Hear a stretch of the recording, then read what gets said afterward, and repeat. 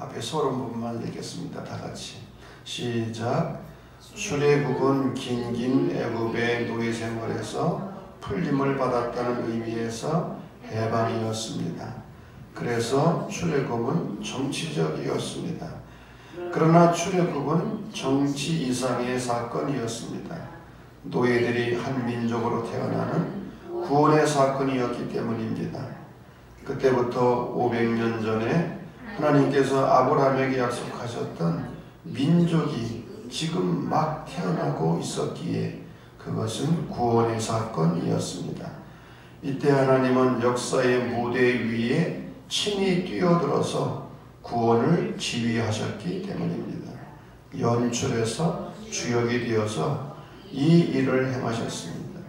그리고 하나님은 그가 구원하신 이스라엘 민족과 언약을 맺습니다. 너희를 내 백성으로 삼고 나는 너희의 하나님이 되리니. 출애굽기 6장 7절. 여기서 이스라엘은 민족이 되고 버림받았던 종들은 하나님의 백성이 되는 영광을 얻습니다. 이것은 하나님의 또 다른 약속, 복, 샬롬의 시작이었습니다. 그러나 민족이 되고 하나님의 백성이 되는 과정은 길고도 험난했습니다. 출애굽 사건은 정치적이면서 정치 이상의 사건이었다는 거죠. 왜? 노예들이 한 민족으로 태어나는 구원 사건이었기 때문에 500년 전 하나님께서 아브라함과 맺으신 약속이 실현되는 그런 사건이에요. 하나님이 연출을 하셨지만 주역이 되셔서 연출해서 주역이 되셔서 이 일을 행하셨다는 거예요. 그래서 이스라엘은 이 출애굽 사건을 통해서 민족이 되고 하나님의 백성이 되었다. 그런데 하나님의 백성이 되는 과정이 쉬웠어요? 어려웠어요? 길고도 험난했다. 하나님의 백성이 그렇게 쉽게 되는 것이 아니었다는 거예요. 자, 생각을 여는 주제 질문입니다. 여러분 파워포인트를 보시고 함께 읽겠습니다. 첫째 질문 시작. 이스라엘 백성들이 꼭 종살이를 했어야 했습니까? 여기에 대한 답이 이제 뒤에 다 나오니까 한번 질문을 던져보는 거예요. 두 번째 시작. 종살이의 고난 없이 출애굽의 역사는 불가능한 것입니까? 세 번째 시작. 하나님은 절대 권력의 상징인 바로에게 모세를 보내시면서 왜 하필 가장 연약한 식물인 떨기나무에서 나타나셨습니까? 네 번째 시작. 오늘의 역사에서 종살이는 무엇입니까? 우리가 자유인인 것 같지만 뭔가의 노예가 되어 있어. 어디엔가 노예로서의 삶을 살아가고 있다는 거죠. 돈의 노예가 되기도 하고 쾌락의 노예가 되고 명예와 권력의 노예가 되고 요즘은 컴퓨터 게임의 노예가 되는 사람들이 많습니다. 자, 다섯 번째, 유월절과 부활절은 어떻게 연결됩니까? 연결이 된다고 하는 것이죠. 어떻게 연결이 되는가? 자, 용어의 정의에 들어갑니다. 출애굽 연대가 언제인가? 책에서 보면은 교재에 몇 년으로 되어 있어요? 1444년경으로 추정이 된다. 62페이지네요. 근데 학자들에 의하면 이게 더 정확합니다. 기원전 1290년경. 애굽의 19대 왕조 람셋 2세 때 이때로 추정을 합니다. 이것도 추정입니다. 자, 두 번째 모세, 영어로는 모세스. 모세라는 말의 의미는, 이름의 의미는 물에서 건져내다. 라는 동사의 능동분사형으로 물로부터 건져내는 자. 참 이 이름이 참 기가 막혀요. 물로부터 건져내는 자. 그래서 모세는 그 이름대로 이스라엘 백성들을 애굽에서 건져내는 그런 역할을 감당했잖아요. 또 나는 스스로 있는 자다. I am who I am. 예, 나는 스스로 있는 자다. 근데 이것도 정확한 의미는 나는 구원이 필요한 자에게 구원을 존재하도록 할 자이다. 이것도 구약신학자 김익원 박사의 그런 견해입니다. 자, 6월절 영어로는 pass over, 건너뛴다는 말이죠. 그래서 마지막 재앙이 있을 때에 양의 피가 묻어있는 집은 죽음의 천사가 건너뛰었어. 그래서 구원을 받았죠. pass over, 6월절. 그런 의미 우리가 기억하면 좋겠습니다. 자, 말씀의 해석입니다. 첫 번째 단락 다 같이 시작. 출애굽을 위한 하나님의 준비. 이스라엘 백성들이 애굽에 와서 정착한 땅이 어떤 땅이었어요? 고센 땅. 우리가 지난 주일에 지도를 본 것처럼 나일강, 하류, 삼각주, 아주 비옥한 땅. 이 고센 땅에서 고생을 세게 하긴 했지만 이스라엘 백성들이 생육하고 번성하는 거예요. 하나님께서 인간을 창조하시고 생육하고 번성하라. 하나님의 축복이 그대로 이루어진 거예요. 그래서 이 고센 땅에서 이스라엘 백성들은 엄청난 숫자로 번성을 한 거예요. 그래서 애굽의 왕 바로가 위협을 느낄 정도로 엄청나게 번성을 한 거예요. 그래서 바로가 두려움을 느끼죠. 아, 이래 가지고는 안 되겠다. 인구 억제 정책을 써야 되겠다. 그래가지고 제1차로 인구 억제 정책을 썼는데 그 정책이 무엇입니까? 혹심한 노동, 중노동을 시키는 거예요. 비동과 람셋 성을 건축하도록 하면서 죽도록. 그래서 두 번째 정책이 뭡니까? 남자아이를 죽이도록 하는 거죠. 말살 정책을 썼어요. 히브리 산파들을 통해서. 근데 이 두 번째 정책도 실패합니다. 왜? 산파들의 지혜 때문에. 산파들이 가기 전에 이미 애를 낳았다는 거지. 그래서 죽일 수가 없었다는 거지. 왜 이런 말을 했습니까? 산파들은 하나님을 경외했기 때문에, 하나님을 두려워했기 때문에. 그래서 한 시브리인의 가정에 모세가 출생을 하게 되죠. 부모가 보니까 너무 잘났어. 죽일 수가 없어요. 그래서 몇 개월 동안 숨겨 키웠어요? 3개월 동안. 더 이상 숨겨 키울 수가 없는 거예요. 그래서 모세의 어머니 요게벳은 이 3개월 된 아들을 어디에 담았죠? 갈대상자. 이 갈대상자라는 책 제목도 있습니다. 이 갈대상자에 담았다.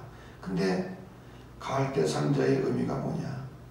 구약시대에 제물을 바칠 때는 이 갈대상자에다가 가지고 가서 제물을 바쳤다는 거죠. 갈대상자에다가 역청을 치르고 바르고 모세의 어머니는 모세를 담아서 나일강에 띄운 거예요. 어떤 심정이었을까? 하나님께 제물을 드리듯이 하나님께 이 아이를 드립니다. 맡깁니다. 그런 심정으로 모세를 나일강에 띄웠을 것입니다.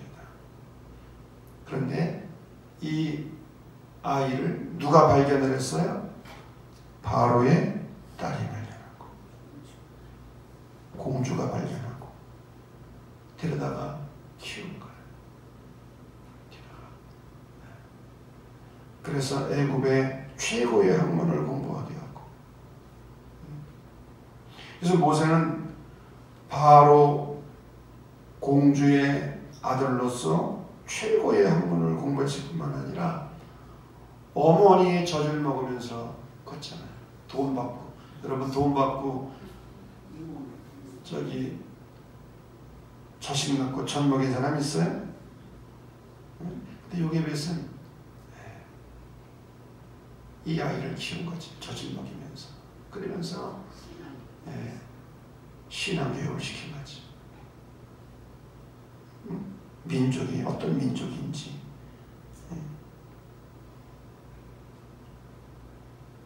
그런데 모세는 애굽 사람을 죽입니다.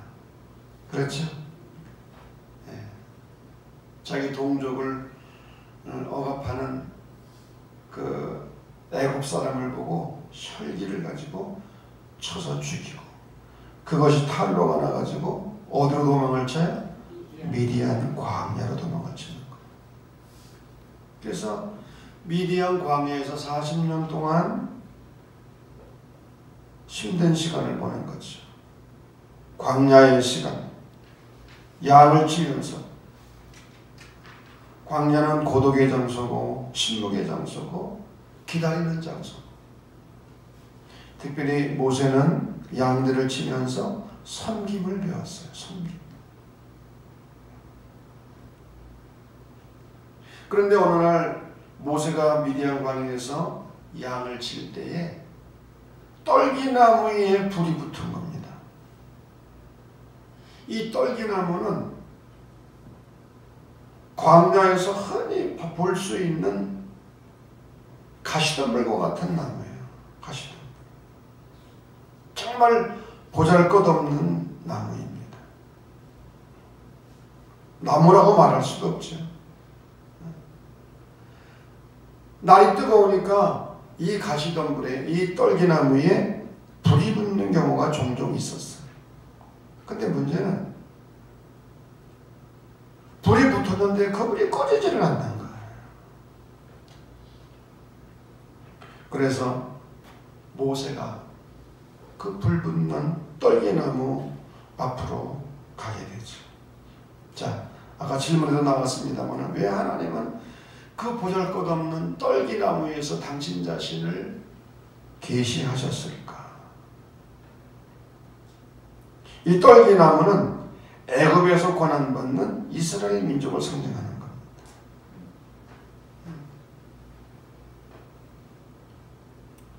하나님의 음성이 들려왔습니다. 내가 선 곳은 거룩한 땅이니 네 발에서 신을 벗어라. 왜 그곳이 거룩한 땅입니까? 하나님의 임재가 있기 때문에. 하나님의 임재가 있는 곳이 거룩한 땅입니다. 아멘. 어디든지 하나님께서 임재하시는 곳이 거룩한 곳이에요. 내 발에서 신을 벗어라. 겸손의 의미도 있겠습니다만은 신을 벗는다고 하는 것은 지금까지 믿고 의지하던 것을 다 포기하라는 의미가 있습니다. 우리가 신발을 얼마나 많이 의지합니까? 솔직히 말해서 신발 안 신고 어디 다닐 수 있습니까?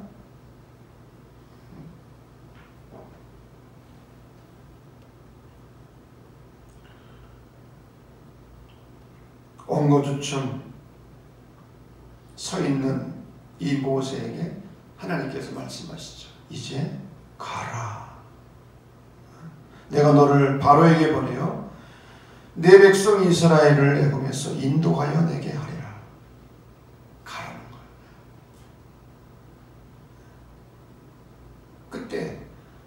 모세가 반응을 보입니다.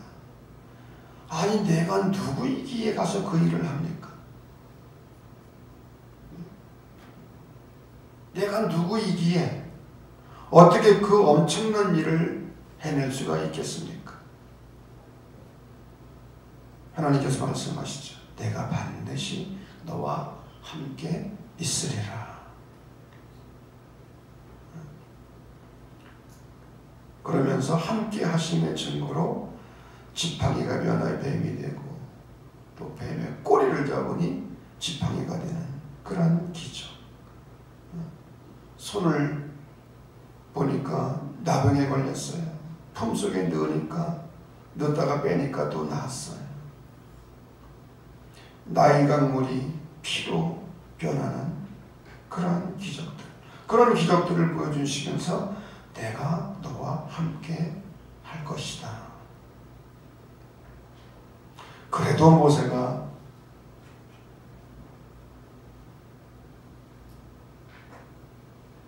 주저합니다. 만약에 그 사람들이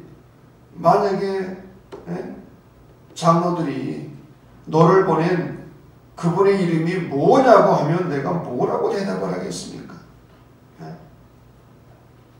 하나님의 이름이 뭐냐? 하나님이 누구냐 물으면 내가 뭐라고 대답을 할 겁니까? 그럴 때 나는 나다. I am who I am. I am the one who calls to me.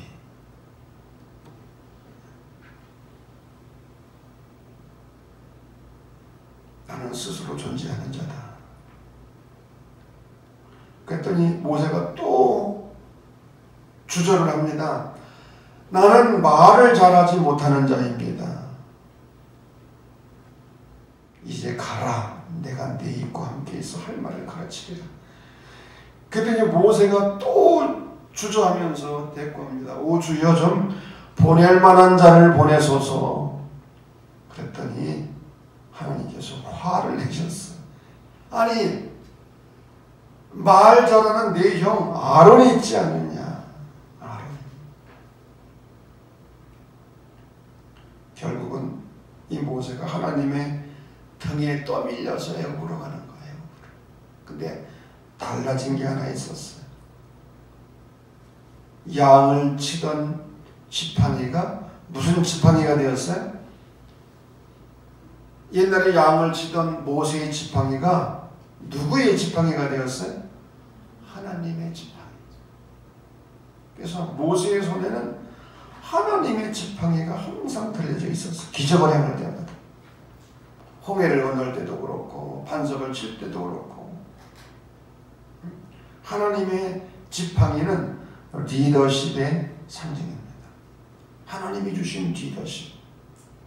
모세의 일생은 40년, 40년, 40년으로 되어 있어요. 1기, 2기, 3기로 되어 있는데 제1기는 바로 왕궁에서의 40년.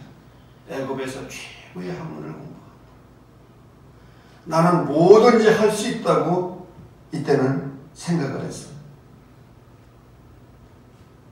그런데 그것까지 되지 않았어요. 미디안 광야에서 40년 외롭고 고독하고 힘든 시간을 보는 훈련의 시간을 보는 이 미디안 광야 40년 생활을 하면서 모세는 나는 아무것도 할 수 없다. 그런 생각을 했어요. 그렇게 자신만만했던 모세가 나는 아무것도 할 수 없다. 그래서 하나님께서 부르시고 애굽으로 가라고 할 때 나는 못합니다. 하나님. 나는 할 수 없습니다. 나 같은 존재가 나 같은 주제에 어떻게 이 엄청난 일을 감당할 수 있겠습니까? 그런 모세를 하나님이 부르십니다. 그리고 제3기 가나안으로 향하는 광야에서 40년 동안 죽을 때까지 사명을 감당합니다. 40년. 모세는 80년 훈련을 받고 40년 주어진 사명을 감당했어요. 자, 세 번째 단락입니다. 10가지 재앙과 유월절. 드디어 모세가 바로에게 가서 내 백성을 보내라고 합니다. 그 이유는 두 가지예요. 자유와 해방을 위해서. 430년 동안 종살이하고 노예 생활하던 백성들을 자유와 해방을 위해서. 두 번째로는 광야에 가서 하나님께 제사를 드리기 위해. 제사가 오늘날 무엇입니까? 예배하기 위해서. 출애굽의 중요한 이유는 예배하는 백성을 만드는 거예요. 예배가 중요합니다. 예배가. 그런데 바로가 이스라엘 백성들을 놓아줍니까? 왜? 엄청난 인력이거든요. 그 많은 노예들이 해방을 받게 되면 누가 일을 합니까? 그러니까 놓아주지 않는 거예요. 재앙을 만날 때마다 마음이 변해서 놓아줄 것 같은데 재앙이 끝나면 또 마음이 완고해지고. 왜 하나님께서 바로의 마음을 완고하게 하셨나? 쉽게 해방을 받으면 누가 잘나서 그런 거예요? 자기가 잘나서, 인간이 잘나서, 모세가 잘나서. 그러나 도저히 인간으로 할 수 없는 그런 상황에서 그들이 해방을 받게 되는 거죠. 하나님의 능력으로, 하나님의 은혜로. 마지막 10번째 재앙이 어떤 재앙입니까? 모든 맛배가 죽임을 당합니다. 사람이건 짐승이건 첫 번째 난 자식과 동물이 희생을 당합니다. 그런데 그러한 무서운 재앙에서 건짐받은 사람들, 구원받은 사람들이 있습니다. 어떤 사람들입니까? 양의 피를 분설주의에 바른 사람들. 그래서 죽음의 천사가 칼을 들고 집집마다 다니는데 그 양의 피가 발려져 있는 집을 보면 건너뛰는 거예요. 패스 오버 하는 거예요. 그래서 유월절이 된 거예요.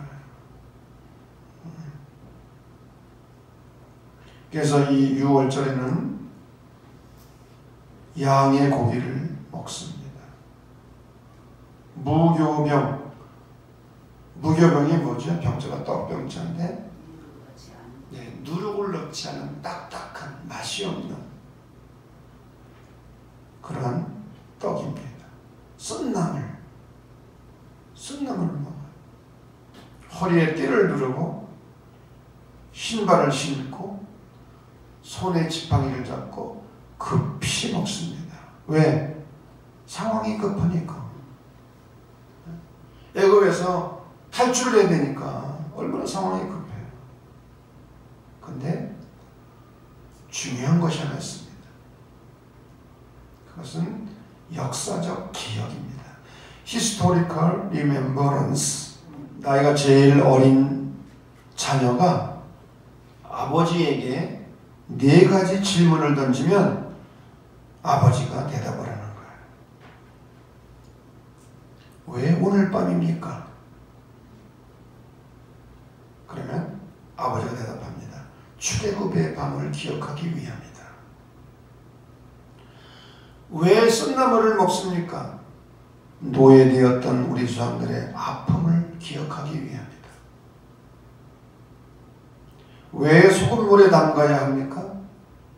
우리 조상들의 눈물을 기억하기 위함이다. 왜 누워서 먹어야 합니까? 우리는 하나님 앞에서 자유하기 때문이다. 누워서 먹는 거야.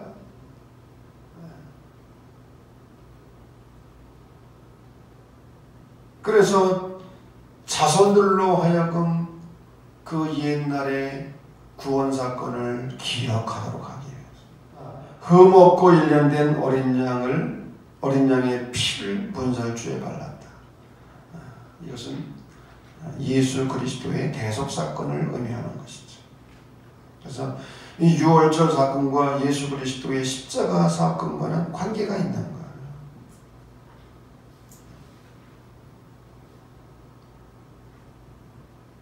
사도 바울은 예수 그리스도가 유월절 어린 양이었다. 고린도전서 5장 7절 말씀이죠. 유월절 때는 어린 양의 피로 구원을 받은 것처럼 우리는 예수 그리스도의 십자가의 피, 십자가 사건을 통해서 구원을 받는다는 거예요. 여러분, 우리가 예수님을 나의 구세주로 고백한다는 것이 무엇입니까? 그분이 내 죄를 용서해 주시기 위해서 십자가에서 피를 흘리셨고 나를 죄악에서 구원하실 자로 고백하는 거죠.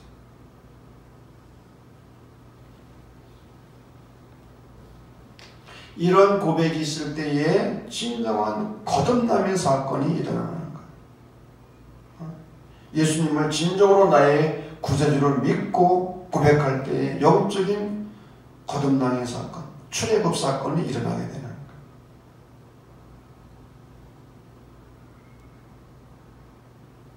이스라엘 백성들이 유월절 사건을 통해서 구원을 받고 출애굽을 해서 가나안을 향한 순례의 여정을 출발했던 것처럼 거듭남은 영적 순례의 출발점입니다. 거듭난 자만이 영적인 여정을 시작할 수 있습니다. 거듭난 자만이 가나안을 향한 영적 순례의 길을 걸어갈 수가 있는 거예요.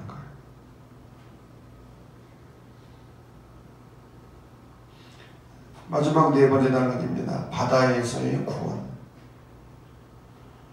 이 부분은 다음 주 설교 제목이기도 하기 때문에 간단하게 정리를 합니다. 출애굽을 한 이스라엘 백성들이 가나안을 향해서 나아가는데 문제가 생겼습니다. 앞에는 홍해가 가로막혀 있고 뒤에는 바로의 군대가 추격해오는 거예요. 앞으로 갈 수도 없고 뒤로 물러날 수도 없는. 그래서 이건 뭐라고 그래요? 한문으로 진퇴양난. 앞으로 갈 수도 없고 뒤로 물러설 수도 없고 가장 큰 위기를 맞이하게 된 것입니다. 그래서 두려워하는 백성들에게 하나님께서 구원의 은총을 베풀어 주시는 거예요. 바다에서 구원의 은총을 베풀어 주시는 거예요. 첫 번째 중요한 것은 눈을 들어 본즉 무엇을 바라보느냐가 중요하다. 고난을 바라보느냐, 하나님을 바라보느냐. 문제를 바라보느냐, 하나님을 바라보느냐. 문제만을 바라보니까 너무 어렵고 힘든 거예요. 절망이 오게 돼요. 그래서 모세를 향하여 원망하고 불평합니다. 살려달라고 그럴 때는 언제고 또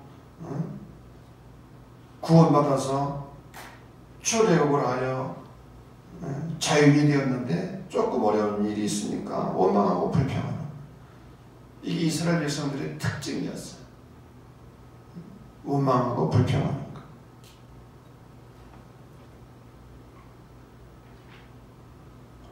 이런 상황 속에서 모세가 너희는 두려워하지 말고 가만히 있어라. 가만히 있어라. 그리고 여호와께서 너희를 위하여 행하시는 구원을 보라. 여러분, 구원은 내가 무엇을 하는 게 아니에요. 내 힘으로 무엇을 하려고 하는 게 아니에요. 구원은 하나님께서 해주시는 거예요. 예를 들면 어제 어떤 분하고 상담을 하는데 어떤 자매가 그러더라고요. 목사님, 믿음이 안 생겨요. 하나님께 맡긴다는 게 뭐예요? 성경을 보니까 내 짐을 다 여호와께 맡기라고 그랬는데 하나님께 맡긴다는 게 뭐예요? 그런 질문을 하더라고요. 제가 이런 예를 드렸어요.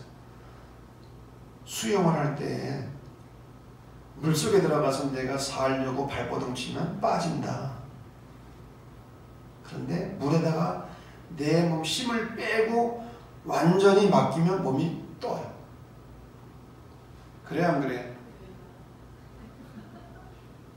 수영 별로 안 해본 것 같아. 내가 항상 하는 얘기가 있어요. 물에 빠져 죽지 않을 정도로 수영을 배워야 된다. 물에 빠져 죽으면 안 되잖아. 근데 내가 살려고 힘을 쓰고 발버둥을 치면 물에 빠져요. 이상하게 빠져. 근데 온몸에 힘을 빼고 물에다가 내 몸을 맡기면 뜨는 거야. 그리고 손과 발로 조금만 저어주면 앞으로 나가는 거야. 이게 신앙의 원리거든. 우리가 하나님을 믿고 신뢰한다는 게 뭐냐? 수영하는 사람이 물에 내 몸을 맡기듯이 내 전 삶을 힘을 빼고 맡기는 거야. 아멘을 안 해도 맡기는 거야. 그러면 몸이 뜨고 앞을 향해 나아갈 수 있어. 여러분, 구원을 위해서 내가 할 수 있는 게 없어. 내가 나를 구원할 수 없어. 하나님의 은혜가 아니면 우리가 구원받을 수가 없다는 거야. 우리가 믿는 그리스도교는 어떤 종교입니까? 우리 힘으로 안 되니까 예수님께서 우리에게로 점핑을 해서 뛰어 내려오신 거예요. 하늘에 앉아 계시지 아니하시고 죄인을 구원하기 위해서 물에 빠져 죽어가는 사람을 건져내기 위해서 일단은 살려내야지. 살려내야지.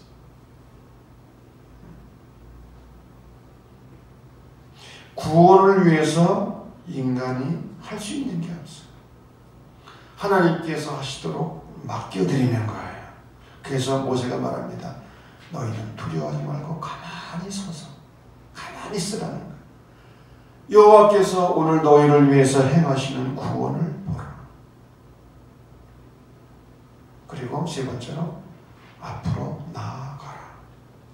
하나님께서 길을 열어주셨잖아요. 홍해바다에 길을 열어주셨어요. 그래서 하나님께서 마련해 주신 그 길을 걸어가는 거예요.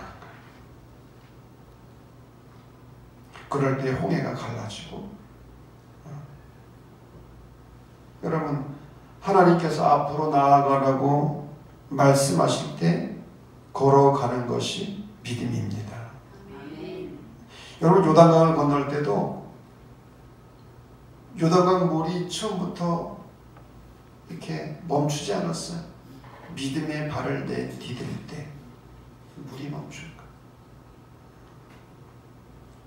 그러면 홍해를 건너갔다고 하는 것은 오늘날 무슨 의미가 있는가? 우리가 영성생활에서도 홍해를 건너가야 되는데 이스라엘 백성들이 건너간 것처럼 사도 바울은 고린도전서 10장 1절과 2절에서 홍해를 세례에 비유합니다. 세례. 그래서 모세에게 속하며 다 구름과 바다에서 세례를 받고 세례. 홍해를 건넌다고 하는 것은 세례를 받는 거예요.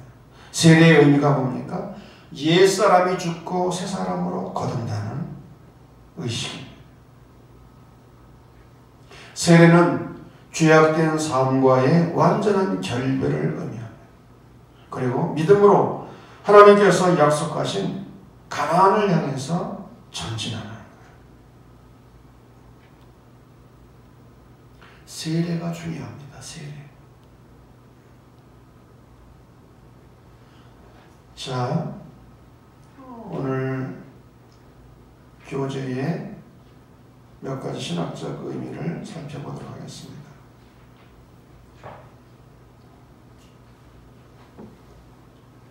첫째, 시작.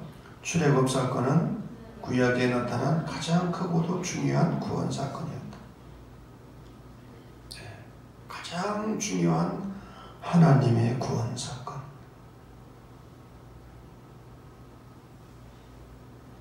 두 번째, 시작. 이스라엘의 해방은 하나님의 구원사의 도구로 쓰임받기 위한 섬김을 위한 부르심이었다.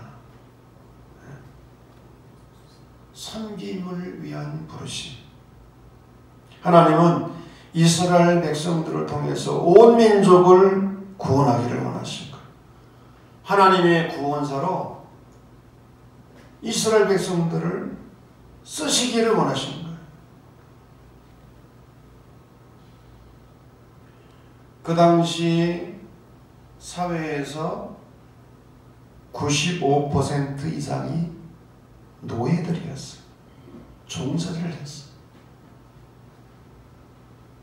그러니까 하나님께서 애굽에서 이스라엘 백성들이 430년 동안 종살이를 하게 하신 것도 이게 의미가 있는 거예요. 왜? 종살이를 하지 않는데 어떻게 종들의 그 고통을 이해할 수가 있겠어요?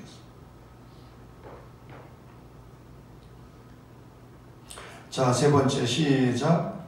하나님은 역사의 방관자가 아니라 역사의 창조주시요 역사를 주관하시는 주이심을 드러내셨다. 하나님은 역사의 하나님이라.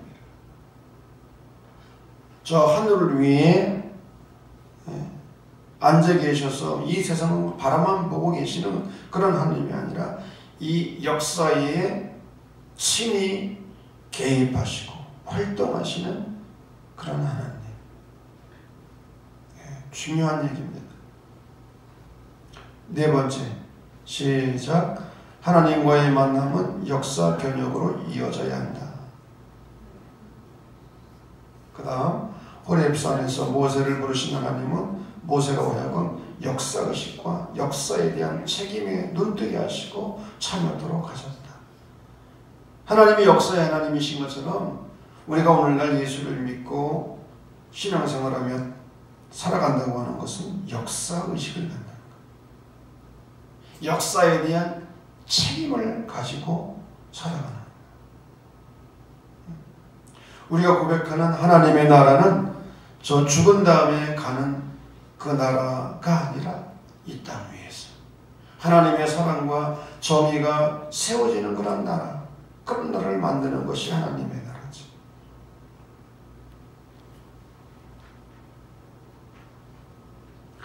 성찰과 나눔입니다. 첫째, 시작. 하나님은 죄의 억압과 정치적인 속박으로부터 자기 백성을 자유케 하여 광야에서 하나님을 섬기도록 하셨다. 하나님을 마음껏 섬기도록, 예배하도록. 두 번째, 시작. 이 세상에서 신앙인은 무력하고 연약한 것 같지만 오히려 세상의 악한 권세를 무력화시킬 수 있는 잠재력을 가지고 있다.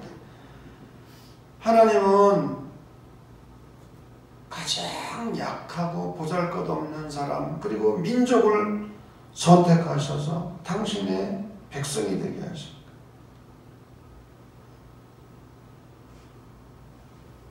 신약시대에도 예수님이 제자로 선택한 제자들은 그 당시 엘리트 그룹이 아니었어요.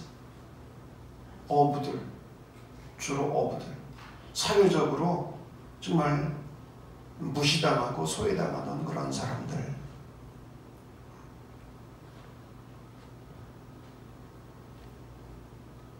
그런데 하나님은 그런 사람들을 부르시고 세우셔서 당신의 도구로 사용하십니다.